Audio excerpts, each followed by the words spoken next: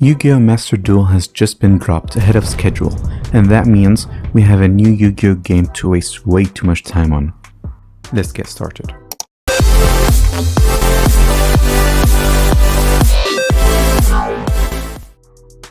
So in the game, there's both a ranked and a solo campaign mode. Until we get some better cards at least, I'm going to be sticking to the campaign mode. Now I need to quickly pause here and point something out. I've already completed the first section of the tutorial, and there's a reason for that. Well, let's just say I wouldn't wish a video being corrupted onto my worst enemy. Let's leave it at that. So with that out of the way, welcome to episode 1 of the Yugioh Master Duel Progression.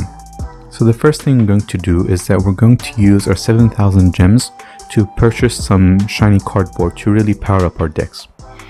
So right now, this Pendulum Magician structure deck is really standing out to me, and it has the potential to be able to flood monsters on the field and finish the game very quickly without effort, which I am a fan of.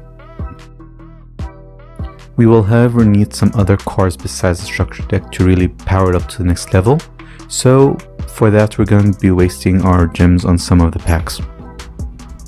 So I won't bore you by showing all the packs, I'm just going to show you the highlights and the main cards that we need. Here we can see we've got Master of Endymion, which is a really powerful card. It is also Chronograph Sorcerer and Master Endymion. And we get this insane pull, which is the Pot of Desires, which works in a lot of other decks besides just this one.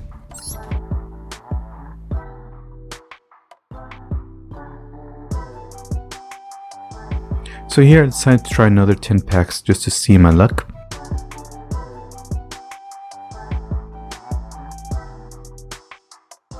And after checking the contents, I completely just ruined myself and just pressed skip instead of opening the packs individually. And the pulls were not even that good, mediocre at best. So we got a few more cards, but we're still not there yet to build a whole deck around pendulums. So let's open up some more packs.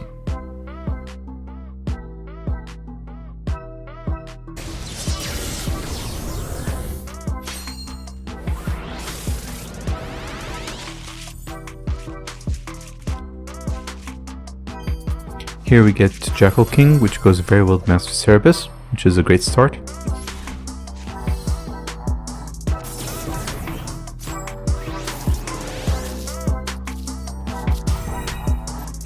And Endymion the Mighty Master is a really good card to help power up our strategy. Here we managed to get 3 ultra rares from the 10 packs, which I'd say is pretty much above average. I'm happy with that. So now that we got some of these singles which we'll need for our deck, I went ahead and I bought 3 of the structure decks so we can have as many copies as we can play of the cards that we need. I also got Cyber Dragon Infinity Mini Pet, because why not?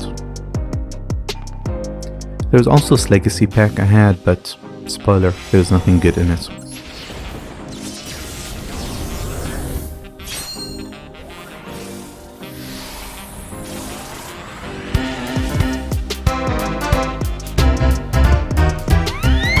We also managed to complete some missions by opening these packs, so we managed to get 1k gems back, which is nice. So without further ado, I think we should start with the solo mode. So the Absolute Monarch is the first mission which we are going to be starting with, and it has some nice backstory, so let's enjoy that.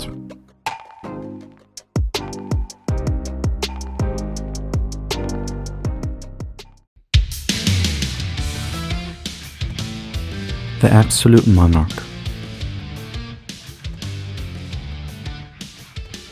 In this world, some beings embodied the concept of destruction. Their dignified appearance and behavior were like those of monarchs. No one knew for what purpose the monarchs sought the destruction of the world. They wield their paranormal powers and reduce everything in their sight to nothingness. Thunder booms before them, and trees turn brittle.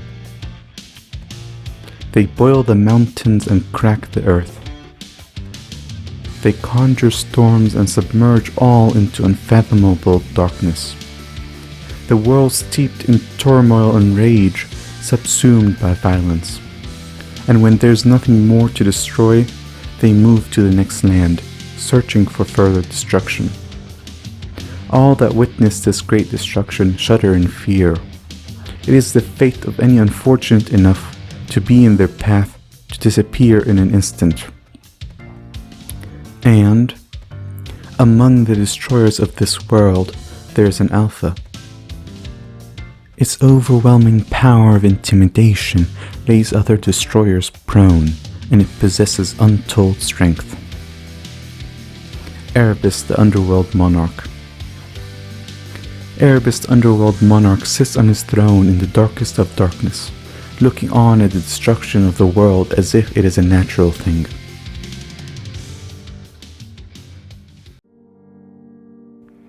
Wow, what a story. I appreciate that you're trying to incorporate the lore into the game.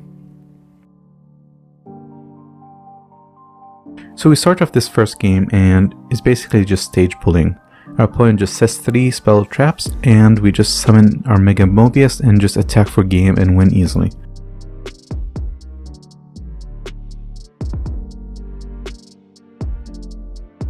Those poor embodiments of Apophis could really do nothing against our Mega Mobius.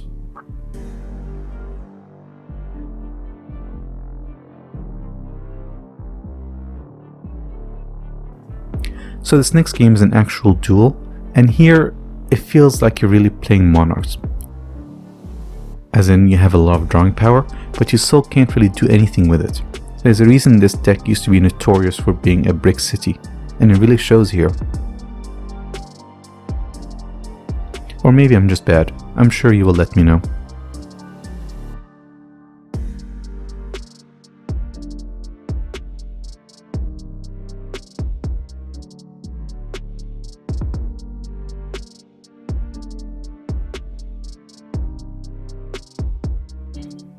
In the end, I just end up going for the beatdown and just end the game the same way any Monarch deck would.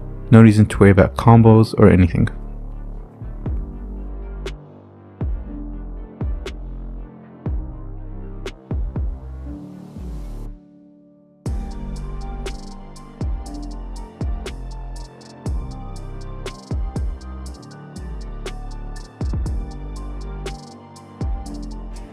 For winning, we got some Shadow Orbs, which is nice, I guess. Oh, some more lore, nice. The advances of the monarchs, who embody the very concept of destruction, continue. How many countless worlds must they have destroyed? Lightning storms, blizzards, lava, and seismic catastrophe. All manners of destruction assail the world. As they advance, the monarchs grow even stronger, perpetually pushing the boundaries of destruction. Their power defiles all matter equally. There is no way to discern whether or not the monarchs are aware of what they destroy. They advance thoroughly, expunging all that enters their field of vision, no matter the scenery. However, in a land reduced to rubble, from the heavens descended a creator. Ether, the heavenly monarch. A savior descended as if it is a miracle to a land waiting for its destruction. Whether the creator could be counted as one of the monarchs is unknown. The ground which the creator has landed slowly begins to revive. A day will surely come when this land, regenerated by the creator, will be destroyed again. Nonetheless, with no reward, Ether the heavenly monarch fills the ruined world with the light of rebirth. Wow, I never knew that before about the monarchs. I'm sure we'll hear more about them in the future. Anyways, we got the monarch structure deck for completing that mission, so that's really good. Unfortunately, we can't open the gates yet because we're just shy of the dark orbs, but I'm sure we'll get there later on. Now I think it's time to go open some more packs.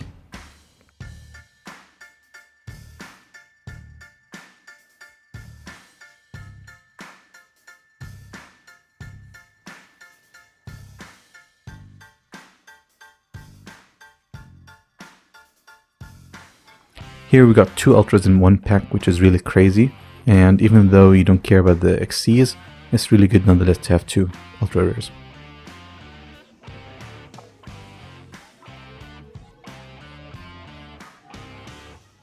Double Honest Musician, that's a really good card that we'll need for our strategy, so it's good to pick it up.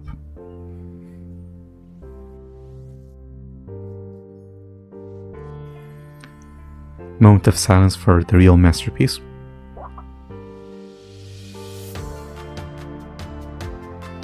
Now here I made the mistake of buying the master pack. This was a huge mistake and I got absolutely no hits of cards that I actually need. It was an absolute waste of money and I won't bore you with the openings. It did however get me the idea of opening a new pack. So here we open up and we get a lot of sync related cards, which is great because synchros are one of my favorite decks ever. And it gives me the idea to kind of keep going down this path and to maybe build a synchro deck in the future.